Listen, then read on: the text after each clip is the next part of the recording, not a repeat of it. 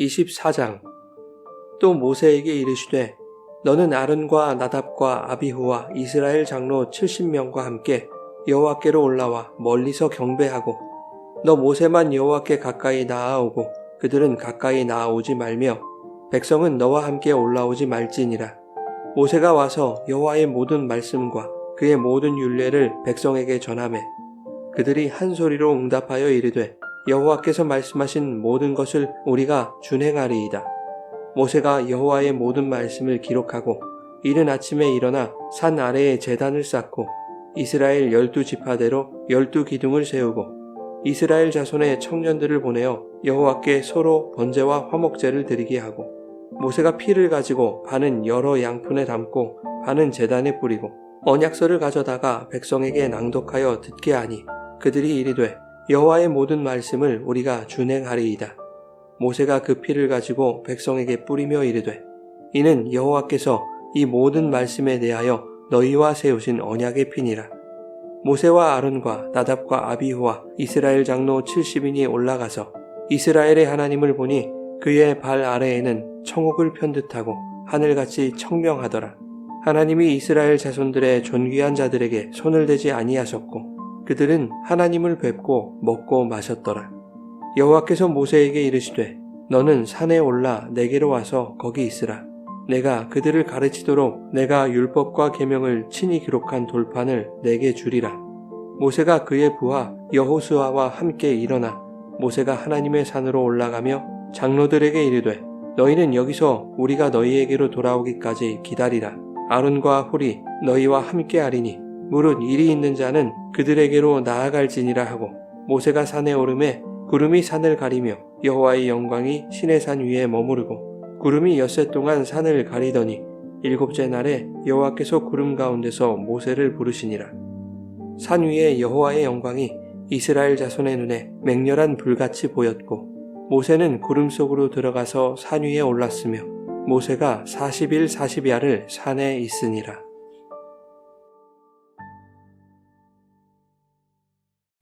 여러분 좋은 아침입니다. 오늘도 말씀의 은혜가 여러분의 삶에 풍성히 임하기를 소망합니다. 출애굽기 24장에서는 시내산 언약이 체결됩니다. 19장에서 시내산 언약의 법적인 선포가 이루어졌고 20장부터 23장까지 계명과 언약의 내용이 주어졌습니다. 그리고 24장에서는 계약 체결권자이신 하나님께서 이 모든 것을 비준하는 장면입니다. 3절에서 모세는 이스라엘 백성에게 여호와의 모든 말씀과 모든 율례를 전합니다. 여호와의 말씀과 모든 율례는 20장의 10계명으로부터 시작해서 21장부터 23장까지의 언약법 내용들을 말하는 것이죠. 백성들은 이 모든 내용을 듣고 한 소리로 응답합니다. 여호와께서 말씀하신 모든 것을 우리가 준행하리이다. 사실 이러한 대답은 처음이 아니었죠. 19장 8절에서도 동일한 대답이 있었습니다. 그때는 아직 여호와의 모든 말씀과 율례의 내용이 선포되지 않았을 때였습니다. 그럼에도 불구하고 이스라엘은 여호와께서 명령하신 대로 다 준행하겠다고 대답했었죠. 그런데 오늘 본문에서는 백성이 여호와의 말씀과 율례의 구체적인 내용을 듣고 그 모든 것을 준행하겠다고 응답하고 있는 것입니다. 아마도 19장에서의 대답보다 본문에서의 대답에 이스라엘 백성은 더 큰 자신감을 내비쳤을 것입니다. 왜냐하면 내용을 듣고 보니 충분히 지킬 수 있을 만한 내용들이었기 때문입니다.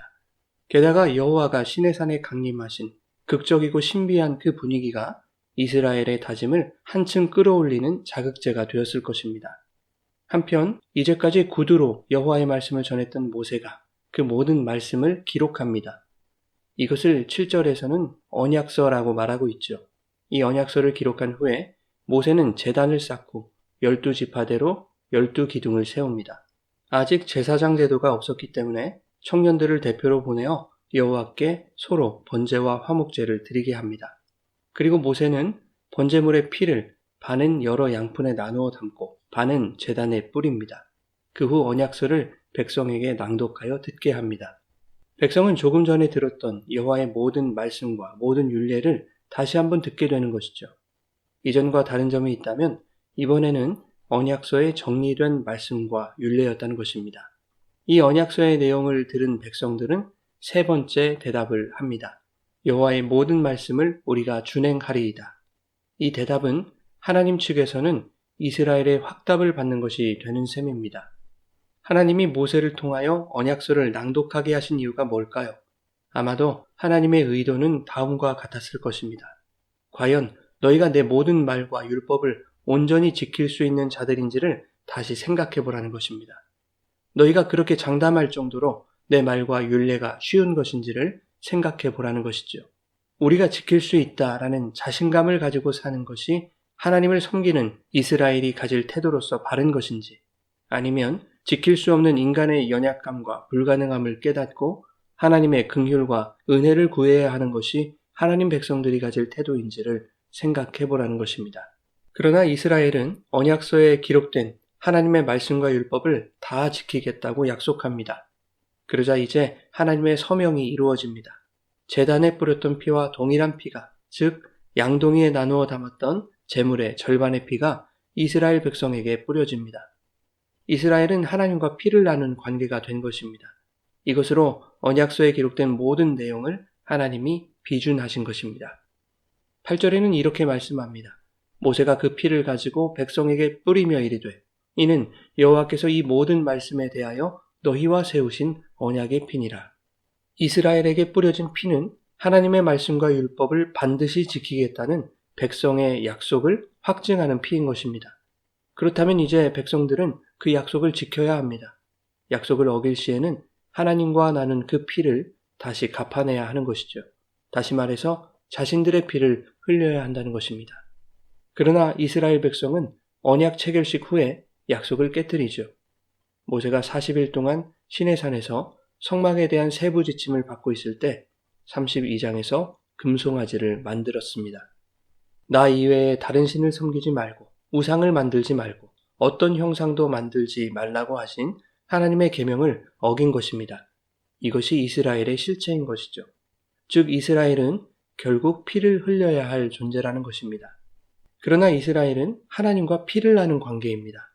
피를 나눴다는 것은 하나님과 하나로 묶였다는 것을 의미합니다.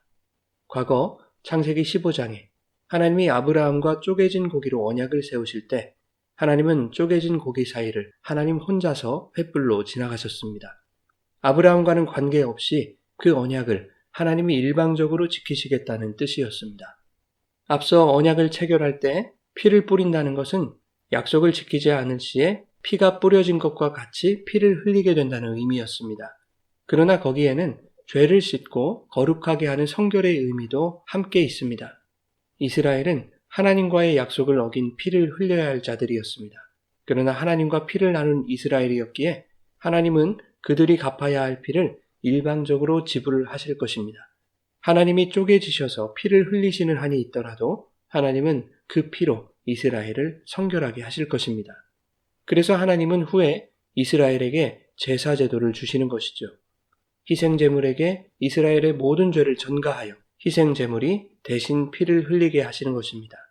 그러나 매년 대속죄일마다 되풀이되는 이 잔인한 피 흘림이 이제 영원한 대속제물이 되신 예수 그리스도를 통해서 단번에 십자가 사건으로 완성되었습니다. 그래서 히브리서 12장 24절에서는 그 피를 새 언약의 중보자이신 예수 그리스도의 뿌린 피라고 말씀하고 있는 것이죠. 앞서 하나님과 이스라엘 사이에 피를 나눈 언약 체결이 이루어졌습니다. 그리고 9절에는 모세와 아론과 나답과 아비후 그리고 이스라엘 장로 70인이 하나님과 대면하는 경이적인 일이 일어납니다. 10절에는 그들이 하나님을 보았다고 말하고 있습니다. 학자들은 하나님이 성육신 하신 예수님처럼 가시적인 육체의 형태를 취하셨다라고 말하기도 하고 하나님은 영이심으로 눈에 보이는 형상은 아니었을 것이다 주장하기도 합니다.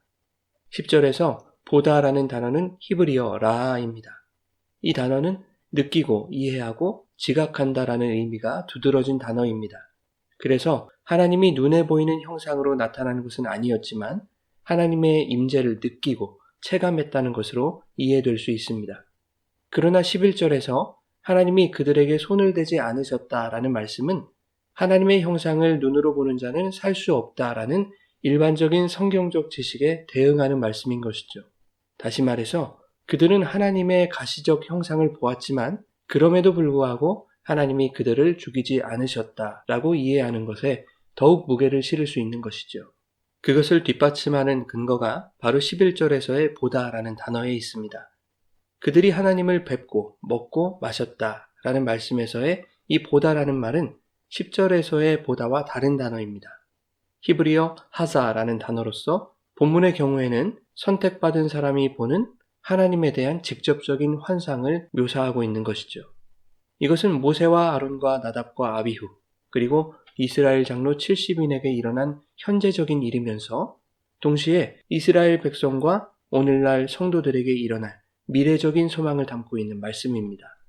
하나님의 완성된 그 나라에서 얼굴과 얼굴을 대하여 볼 그날, 주께서 우리를 아신 것 같이 우리도 주님을 온전히 알게 될 그날에 있을 실제적인 하나님과의 대면을 우리에게 소망으로 전하고 있는 것이죠. 그날에 모든 성도는 하나님을 뵙고 하나님과 먹고 마시는 천국 만찬을 하게 되는 것입니다. 그 천국 만찬이 오늘 우리에게도 이루어지고 있습니다. 비록 가시적으로 볼 수는 없지만 하나님은 예수 그리스도의 살과 피를 먹이시는 성만찬을 우리에게 허락하셨습니다. 또한 말씀의 양식과 성령의 생수를 먹고 마시는 주님과의 친교가 날마다 성령 안에서 이루어지고 있는 것이죠. 이것이 바로 하나님과 피를 나눈 관계에서만 맛볼 수 있는 은혜인 것입니다. 사랑하는 여러분, 오늘도 우리에게 예수 그리스도의 보혈을 뿌리신 그 하나님의 임재를 느끼며 말씀과 성령이 주시는 은혜의 양식과 생수를 마심으로 줄이지 않고 목마르지 않는 풍성한 천국 만찬을 사시기를 예수님의 이름으로 축원합니다.